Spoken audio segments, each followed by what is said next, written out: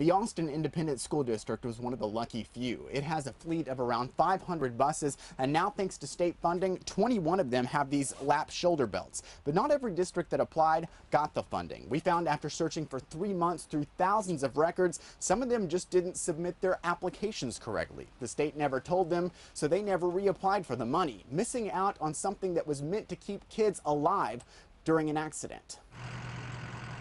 6 years have passed since Brad Brown sat in the hospital waiting for news about his daughter. I waited for Ashley there, wanting to find her in whatever shape she was in. I next saw Ashley at the funeral home.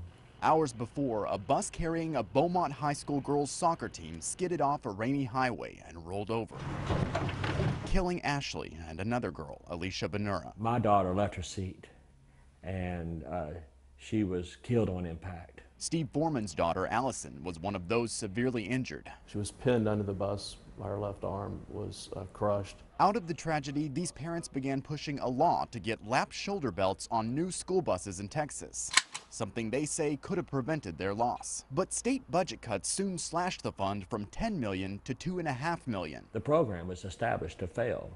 Why should we be surprised that it's failed? 12 school districts applied for the money, but the Texas Education Agency, which administers the fund, says some withdrew and some didn't submit complete paperwork. As a result, only 4 districts, including the Austin Independent School District, received money. In the end, around $2 million remained, swept into other programs TEA deemed priorities, like fine arts, early childhood, and English language proficiency. I think that's criminal, and I think that's a misappropriation of taxpayer funds. It's legal, but the author of Ashley and Alicia's bill is now demanding TEA reconsider the funding after finding out that at least 2 of the districts that didn't receive money eventually ended up buying buses without belts. I would like to see those school districts retrofit those buses and then have the commissioner ensure that they will get reimbursed as soon as there's money in the fund. If any one of those kids gets hurt, then I think it's the TEA's fault. The numbers suggest seatbelts on school buses work. TEA itself says districts reported more than 2,300 accidents statewide last year alone. Students injured not wearing seatbelts,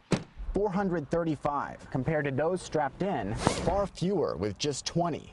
Foreman and Brown say one child at risk is one too many. Both plan to lobby the legislature next session to make sure no parent has to experience their pain. No girl walked away from the accident unscarred. Ashley didn't come home that day.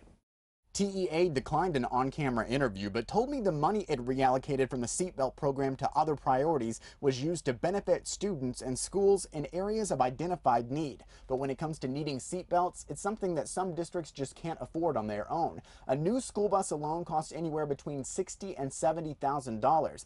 Add seatbelts to that mix, it's an extra $6,500. A hard sell in these tough economic times for schools. Check out this story on the homepage at KXAN.com. We'll tell you the success that AISD has seen since the state gave it around $100,000 for seatbelts. It's something I can tell you parents certainly appreciate along these routes.